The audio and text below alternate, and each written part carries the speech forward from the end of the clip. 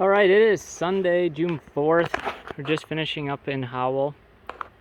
We finished going through all the nukes and all the production colonies to make sure they're queen right.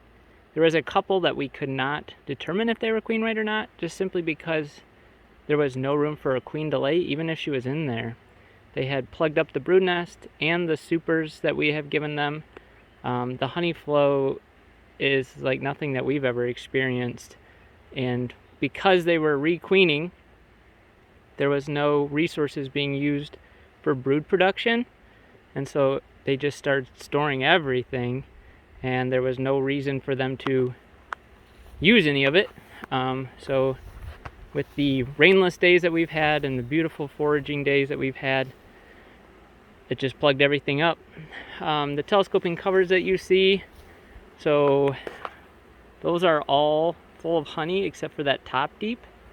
We put a nuke up there because that colony was queenless and had filled up all of their boxes, and so we thought the best way to protect the queen from a big colony like that is to put her above all the other bees, and so that's where the brood is, up top, until we can come back in a couple weeks and do some extraction and get rid of some of the honey that is stored in these deeps, and then we can give her some fresh deep frames to lay in, some open comb. And so that's the plan. So we'll just take that top deep off when we come back. We'll move that to the bottom and take all of those deeps that are full of honey and extract them and then stack them back on top. So just had to kind of get creative. Anyway, the inner covers is hoping to trigger orientation flights for the nukes that are in the top box, and that way we're not having all of our foragers from that nuke going back to where the mating nuke was previously positioned. So we did that with 4 or 5 colonies.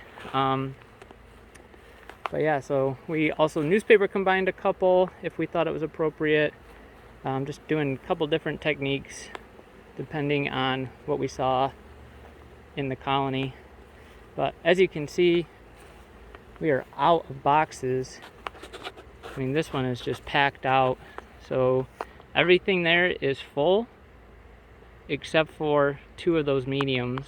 We added drawn comb, and we're really hoping that they move some of that nectar and stuff that's stored in the bottom in the brood nest up into those supers to give that queen some space until we can get back here and extract some. So this is what it looks like.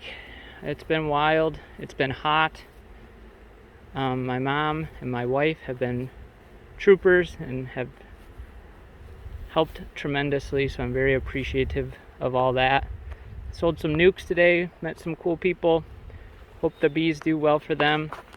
These are the pallets that had all the mating nukes on it, so we left 1 colony back to gain all those bees, and so that one's booming. And we had to use, this is our old swarm trap box, but we had to use it because we are out of equipment. So that's it for Howell.